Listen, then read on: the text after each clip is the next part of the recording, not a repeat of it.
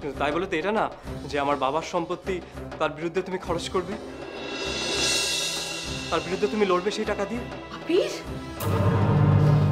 দেখো বাবু, তোমার কাছে হয়তো বা ভালোবাসার কোনো দাম নেই, কিন্তু আমার কাছে তো আছে। আমি ববিকে বিয়ে করব। শোন আবির, সন্তান ভুল করলে বাবা মা তাদেরকে ক্ষমা করে দেয়।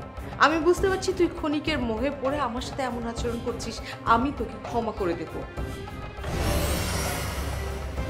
কিন্তু আমি কোনোদিন ববির সাথে তোর সম্পর্ক মেনে নেব না, কারণ এটা হতে পারে না।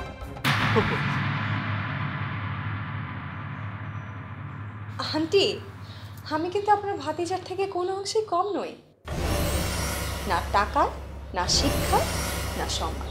শোনো ববি, আমি কম বেশি হিসেব করছি না। আসলে কি জানেন, জীবন কাটানোর জন্য এক একজন মানুষের এক এক রকমের মানুষ দরকার হয়। তোমরা দুজন দুই মেরুর মানুষ। তুমি আজ আবিরকে যা বোঝাচ্ছ আমি তাই বলছি, কিন্তু কাল আবির যদি তোমার ভিতরটা দেখতে পায় তখন। আন্টি, আপনি কি বোঝাতে চাইছেন? আবির, তুমি শুনেছো আন্টি আমার ভেতরটা নিয়ে কিভাবে কি কথা বললো? এরপরে বলতে চাও যে আমি এই বাড়িতে দাঁড়িয়ে থাকবো? ইম্পসিবল।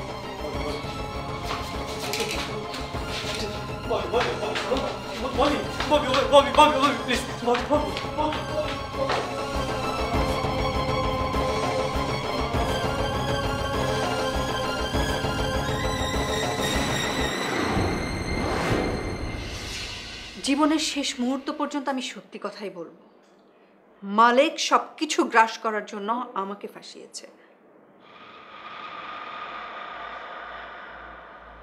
স্যার, আজ আপনি আমার কথা বিশ্বাস করছেন না, কিন্তু এমন একদিন আসবে যেদিন আপনি আমাকে খুঁজবেন।